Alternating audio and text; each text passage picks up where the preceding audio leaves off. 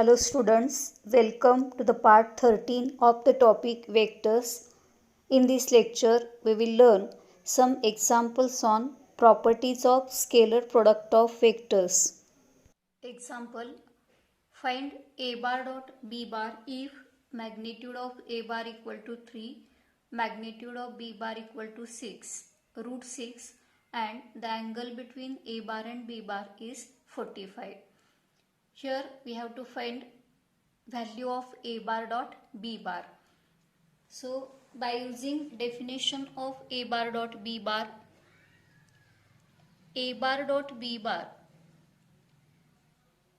equal to magnitude of a bar into magnitude of b bar into cos theta. a bar dot B bar ही value find out करत असताना आपण dot प्रोडक्टची definition इथं वापरलेली आहे. डॉट प्रोडक्टची definition A bar dot B bar equal to magnitude of A bar into magnitude of B bar into cos theta असे आहे. आता याच्यामध्ये थीटा 45 दिलाय, मॅग्निट्यूड ऑफ ए बार 3 आणि magnitude of B bar root 6 दिलेत, ते substitute करायचे आहेत. Therefore A bar dot B bar equal to magnitude of a bar is 3, magnitude of b bar is root 6 आणि थीटाची व्हॅल्यू 45 तिथं substitute केले. आता हे सिम्प्लिफाय करत असताना therefore A bar dot B bar equal to 3 root 6 हे आहे असं ठेवलेलं आहे आणि कॉस 45 हा 1/√2 आहे, तो तिथं सबस्टिट्यूट केलेला आहे. तर रूट 6 अपॉन रूट 2 हा रूट 3 येईल. Therefore A bar dot B bar equal to 3 root 3 ही ए बार डॉट बी बारची व्हॅल्यू असेल. Example, if A bar equal to 3i bar plus 4j bar minus 5k bar and b bar equal to 3i bar minus 4j bar minus 5k bar, then first find a bar dot b bar. Second question, the angle between a bar and b bar. Third, scalar projection of a bar in the direction of b bar. And fourth, the vector projection of b bar along a bar. ए बार आणि B bar हे दोन vectors इथं कंपोनंटच्या स्वरूपात दिलेले आहेत. तर इथं असा वेक्टर दिला तर ए बार हा वेक्टर त्याच्या कंपोनंटच्या स्वरूपात असा एक्सप्रेस केलेला आहे. 3, 4, -5 हे ए बारचे कंपोनंट आहेत आणि बी बार हा वेक्टर त्याच्या कंपोनंटच्या स्वरूपात एक्सप्रेस केलेला आहे. आणि असं असेल तर आपल्याला ह्या 4 व्हॅल्यूज फाइंड आउट करायच्या आहेत. तर पहिल्यांदा ए बार डॉट बी बार. तर सोल्युशनमध्ये ए बार आणि बी बारच्या ज्या व्हॅल्यू आहेत, solution given A bar equal to 3i bar plus 4j bar minus 5k bar and B bar equal to 3i bar minus 4j bar minus 5k bar ह्या A बार आणि बी बारच्या दिलेल्या value आहेत. तर कंपोनंटच्या स्वरूपात ज्यावेळी व्हॅल्यू दिलेल्या आहेत त्यावेळी डॉट प्रोडक्ट फाइंड आउट करत असताना आय चे कंपोनंट त्यांचा प्रोडक्ट घ्यायचा आहे, जे चे कंपोनंट त्यांचा प्रोडक्ट घ्यायचा आहे आणि के चे कंपोनंट त्यांचा प्रोडक्ट घ्यायचा आहे. तर इथं A bar dot B bar calculate करत असताना ए बारची व्हॅल्यू सबस्टिट्यूट केले, डॉट बी बारची value 3i bar minus 4j bar minus 5k bar. Therefore A bar dot B bar equal to, ज्यावेळी कंपोनंटच्या स्वरूपात वेक्टर्स दिलेत त्यावेळी त्यांचा डॉट प्रोडक्ट घेत असताना आय चे कंपोनंट त्यांचा प्रोडक्ट घ्यायचा आहे. 3 × 3 मध्ये साइन प्लस येईल, जे चे कंपोनंट त्यांचा प्रोडक्ट घ्यायचा आहे 4 × -4 मध्ये साईन प्लस येईल आणि केचे कॉम्पोनंट त्यांचा प्रोडक्ट घ्यायचा आहे -5 इंटू 5. आता हे सिम्प्लिफाय करायचं आहे. Therefore A bar dot B bar equal to 9 -16 plus 25 म्हणजे therefore A bar dot B bar equal to हा -7 प्लस 25 म्हणजे 18 त्याची व्हॅल्यू येईल. It is A bar dot B bar equal to 18. The second question, the angle between A bar and B bar. The angle between A bar and B bar calculate करत असताना आपण अँगलसाठीचा जो formula derive केलाय तो इथं वापरायचा आहे. Since cos theta equal to A bar dot B bar divided by magnitude of A bar into magnitude of B bar. हा cos theta कॅल्क्युलेट करायचा फॉर्म्युला आहे. पहिल्यांदा आपण cos theta कॅल्क्युलेट करणार आहे आणि त्याच्यानंतर थीटाची व्हॅल्यू मिळणार आहे. तर इथं A bar dot B bar ही टर्म आपण इथं कॅल्क्युलेट केले म्हणजे ती पुन्हा सेपरेट कॅल्क्युलेट करायची काही इथं गरज नाही. तर मॅग्निट्यूड ऑफ ए बार आणि मॅग्निट्यूड ऑफ बी बार ह्या व्हॅल्यू काढाव्या लागतील. इथं आपण याला इक्वेशन 1 म्हणूयात. तर ए बारची value 3i bar plus 4j bar minus 5k bar ही आहे. Therefore magnitude of A bar तर एखादा वेक्टर कॉम्पोनंटच्या स्वरूपात दिला तर त्याची मॅग्निट्यूड काढायचा फॉर्म्युला आपल्याला माहिती आहे. मॅग्निट्यूड ऑफ ए बार हा square root of x square plus Y square plus Z square असा येतो. इथं एक्स वाय झेडच्या ह्या व्हॅल्यू आहेत म्हणजे 3 square plus 4 square plus -5 square. Therefore, magnitude of A bar equal to square root of 9 plus 16 plus 25. Therefore, magnitude of A bar equal to square root of 50. हा असा fold करता येईल 25 into 2 and therefore magnitude of A bar perfect square 25 आहे तो square route साइनच्या बाहेर घेतल्यानंतर 5√2 हा magnitude of A बार येईल. आता मॅग्निट्यूड बी बारची व्हॅल्यू बी बार हा 3i bar minus 4j bar minus 5k बार इतका दिलेला आहे. आता त्याची मॅग्निट्यूड आपल्याला फाइंड आउट करायचे आहे. देअरफॉर मॅग्निट्यूड ऑफ बी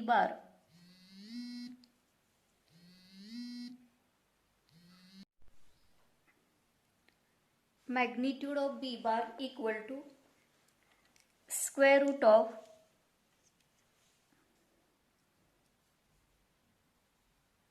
इथं XYZ च्या ह्या व्हॅल्यू आहेत म्हणजे 3 square plus -4 square plus -5 square. Therefore, magnitude of B bar equal to square root of 9 plus 16 plus 25. Therefore, magnitude of B bar equal to square root of 50 तीच value आली equal to 25 into 2 हा स्प्लिटअप केलाय.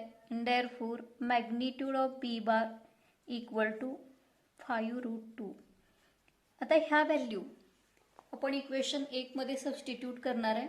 Therefore, from equation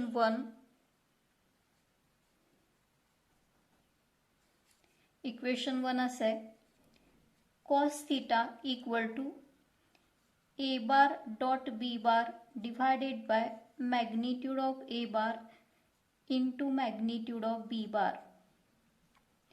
Therefore, cos theta equal to A bar dot B bar ची value इथं आपण calculate केले 18 divided by magnitude of A bar हा 5√2 आणि मॅग्निट्यूड ऑफ B bar हा 5√2. तर त्या व्हॅल्यू सबस्टिट्यूट केलेत.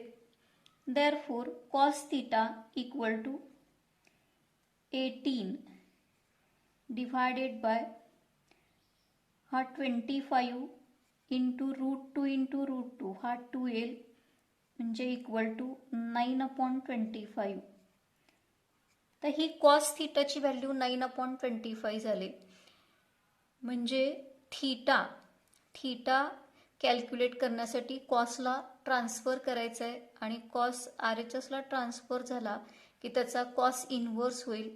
Cos inverse 9/25. म्हणजे जे दोन वेक्टर A बार आणि B बार दिले त्यांच्यातला अँगल हा कॉस इन्व्हर्स 9/25 इतका येईल.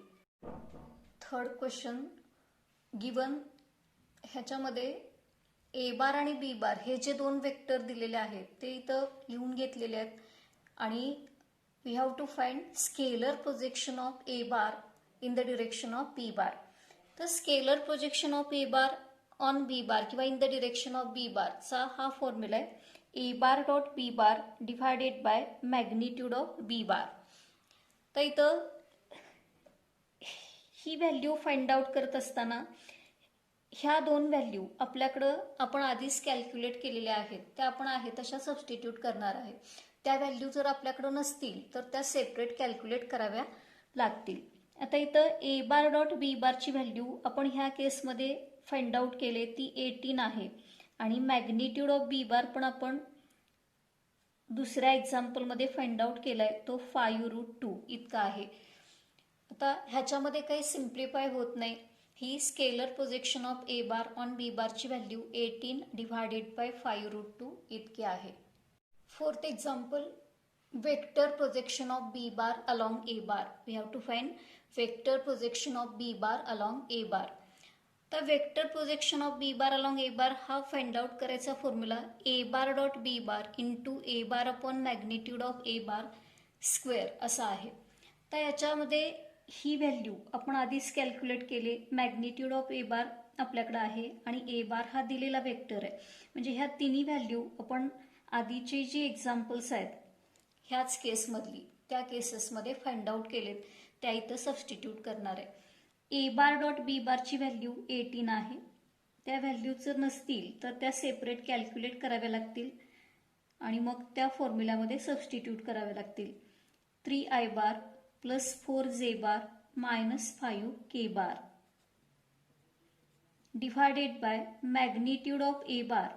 मॅग्निट्यूड ऑफ A बार हा 5√2 आहे.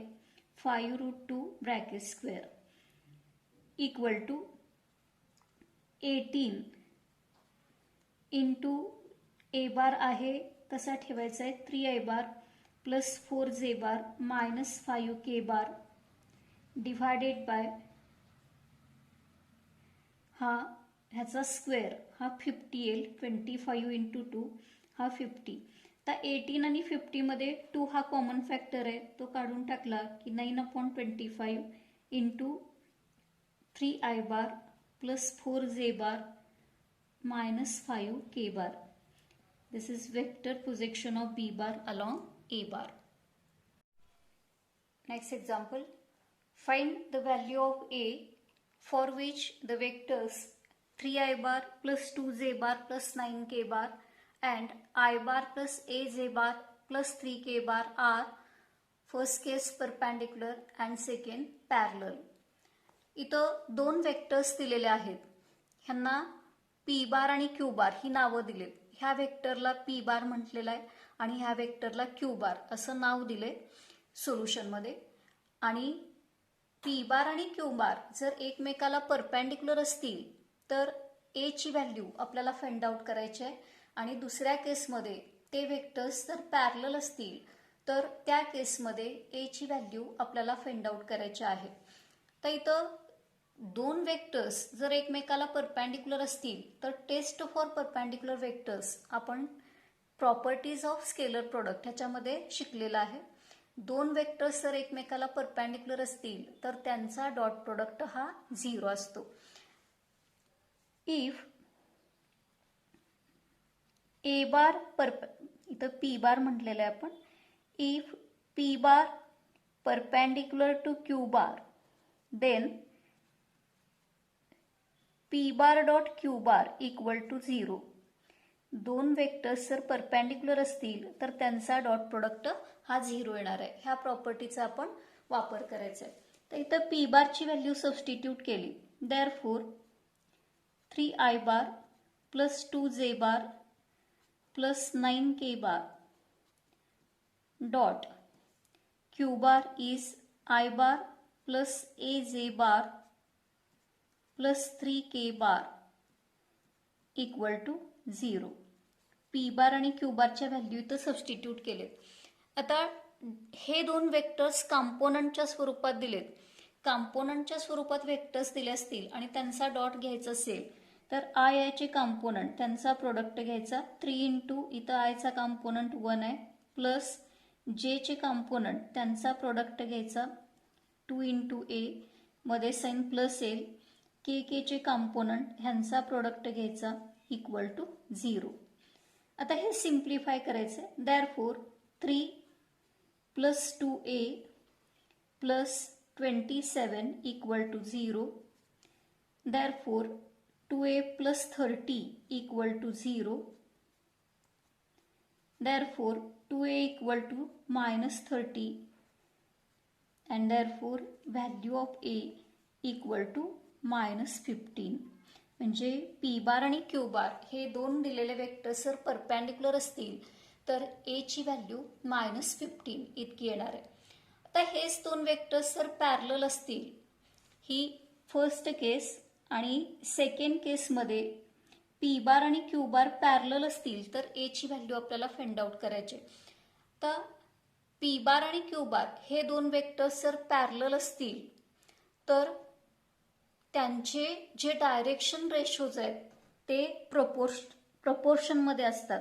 आता इथं पी बार हा वेक्टर असा असेल तर 3, 2, 9 हे पी बारचे डायरेक्शन रेशोज आहेत असं म्हणायचं आहे आणि क्यू बारचे डायरेक्शन रेशो म्हणजे 1a3 इतके असणार आहेत.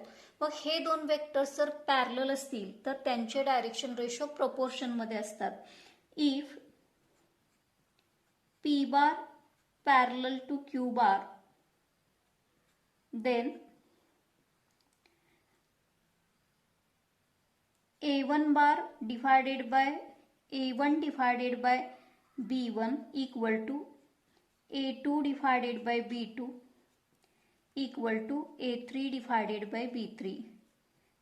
म्हणजे हे पी बारचे डायरेक्शन रेशोज आहेत आणि हे क्यू बारचे डायरेक्शन रेशोज आहेत. आता हे सिम्प्लिफाय करताना देअरफॉर a1 अपॉन b1 म्हणजे 3 divided by 1 equal to 2 divided by a equal to 9 divided by 3. आता इथं 3 इक्वल रेशोपैकी कुठलेही 2 इक्वल रेशो तुम्ही सोडवले तरी चालतात. पहिला आणि दुसरा रेशो घेतला की 3 equal to 2 divided by a म्हणजे 3a equal to 2 and therefore value of a equal to 2/3. म्हणजे दोन वेक्टर्स जर पॅरलल असतील तर a ची व्हॅल्यू 2/3 इतकी येणार आहे. Example in the following examples determine whether a bar and b bar are orthogonal, parallel और नायदर. इथं काही एक्झाम्पल्स दिलेत, त्याच्यामध्ये दोन वेक्टर्स दिलेत a बार आणि b बार आणि ते दोन वेक्टर्स ऑर्थोगोनल आहेत का पॅरलल आहेत का ऑर्थोगोनल पण नाहीत आणि पॅरलल पण नाहीत हे आपल्याला डिटर्मिन करायचं आहे. तर ऑर्थोगोनल वेक्टर्स म्हणजेच जे वेक्टर्स एकमेकांना परपेंडिक्युलर आहेत त्या वेक्टर्सना ऑर्थोगोनल वेक्टर्स असं म्हणायचं आहे. आता इथं वेक्टर्स जर ऑर्थोगोनल असतील म्हणजेच परपेंडिक्युलर असतील तर a बार डॉट b बार हा 0 येणार आहे. जर वेक्टर्स पॅरलल असतील तर त्यांचे डायरेक्शन रेशोज हे प्रपोर्शनमध्ये असणार आहेत. आणि डॉट प्रोडक्ट 0 येत नसेल किंवा डायरेक्शन रेशोज पण प्रपोर्शनमध्ये नसतील तर ते वेक्टर्स नायदर ह्या केसमध्ये असणार आहेत. आता इथं ए बार ज्यावेळी असा वेक्टर दिलेला आहे कॉम्पोनंटच्या स्वरूपात, त्यावेळी -9 6 15 हे ए बार ह्या वेक्टरचे डायरेक्शन रेशोज असणार आहेत. म्हणजे इथं सोल्युशनमध्ये डायरेक्शन रेशोज ऑफ ए बार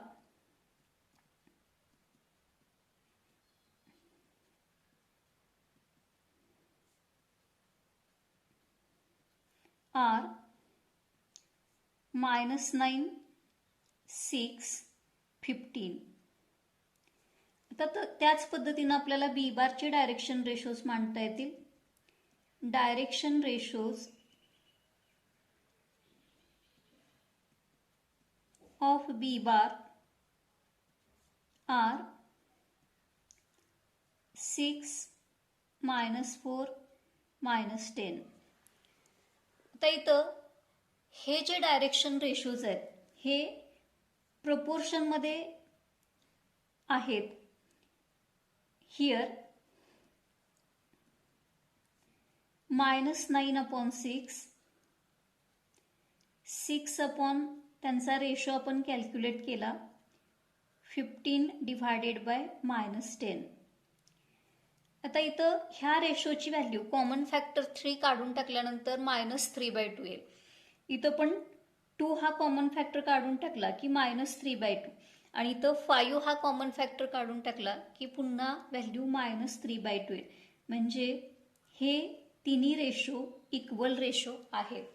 आता तिन्ही रेशो इक्वल रेशो आहेत याचा अर्थ काय, हे जे डायरेक्शन रेशोज आहेत हे प्रपोर्शनमध्ये आहेत असं आपण म्हणू शकणार आहे. That is direction ratios of A bar and B bar direction ratios of A bar and B bar are in proportion.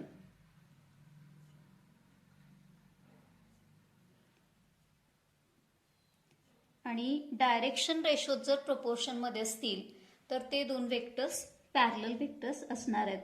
Therefore A bar and B bar are parallel vectors.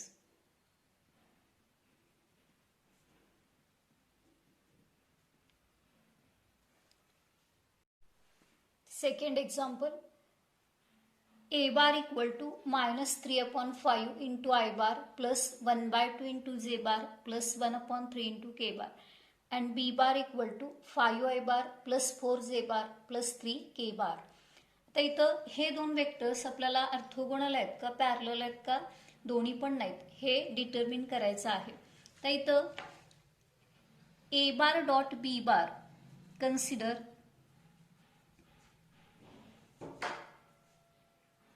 A bar dot B bar. तर इथं A बारची value आपण substitute केली -3/5 into I bar plus 1/2 into j bar plus 1/3 into k bar dot 5I bar plus 4j bar plus 3k bar. Therefore, a bar dot b bar. आता इथं dot vectors कॉम्पोनंटच्या स्वरूपात दिलेत. कॉम्पोनंटच्या स्वरूपात vector दिले की त्यांचा डॉट प्रोडक्ट घेताना आयचे कॉम्पोनंट त्यांचा प्रोडक्ट घ्यायचा आहे. इथं आयचा कॉम्पोनंट 5 आहे प्लस जेचे कॉम्पोनंट त्यांचा प्रोडक्ट घ्यायचा आहे इंटू 4 मध्ये साइन प्लस येईल 1/3 into 3. Therefore, a bar dot b bar equal to हा 5 कॅन्सल होईल म्हणजे -3 प्लस 2 2 कॉमन फॅक्टर कॅन्सल केलाय आणि 3 कॅन्सल होईल.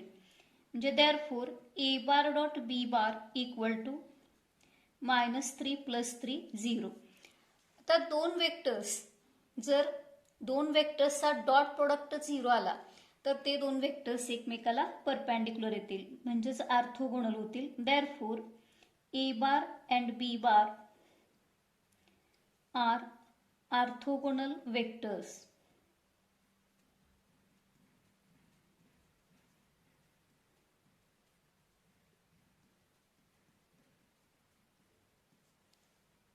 Third example, a bar equal to 4i bar minus a bar plus 6k bar and b bar equal to 5i bar minus 2j bar plus 4k bar. तर इथं आपण ह्या दोन वेक्टर्सचा dot product आधी घेऊन बघूया. Consider a bar dot b bar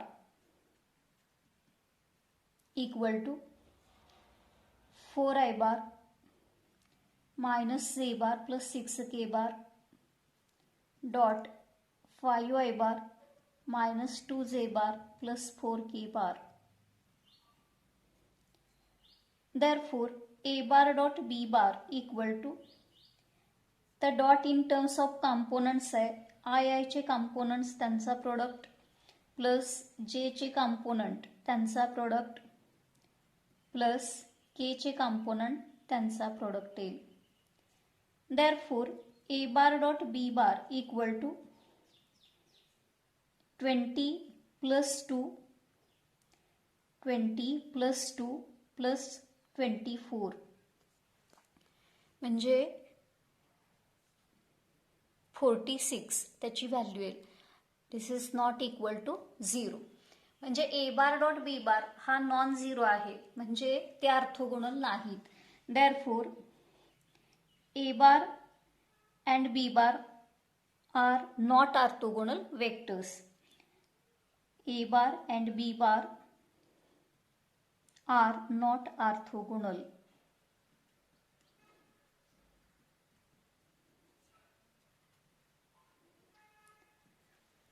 आता direction ratio proportion मध्ये आहेत का हे आपण चेक करायचं आहे. Direction ratios of A bar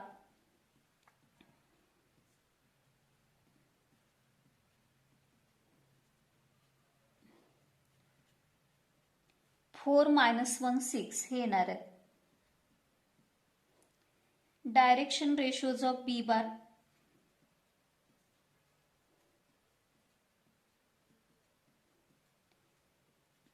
are 5-2 4. आता हे प्रपोर्शन मध्ये आहेत का हे चेक करूया. 4/5 हा पहिला रेशो, 1/2 हा दुसरा रेशो आणि 6/4 हा तिसरा रेशो. हा रेशो पॉझिटिव्ह करून मी लिहिलेला आहे. आता 4/5 not equal to 1/2 and this is not equal to 6/4, म्हणजे डायरेक्शन रेशोज प्रपोर्शन मध्ये नाहीत. तर डायरेक्शन रेशोज प्रपोर्शन मध्ये नाहीत म्हणून A bar and B bar are not parallel.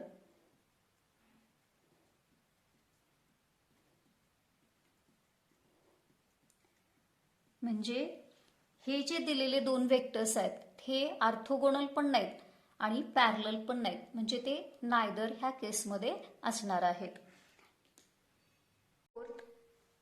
A bar equal to 2i bar plus 3j bar minus k bar and b bar equal to 5i bar minus 2j bar plus 4k bar. तर हे vectors तुम्ही check करायचं आहे orthogonal आहेत का parallel आहेत का neither आहेत.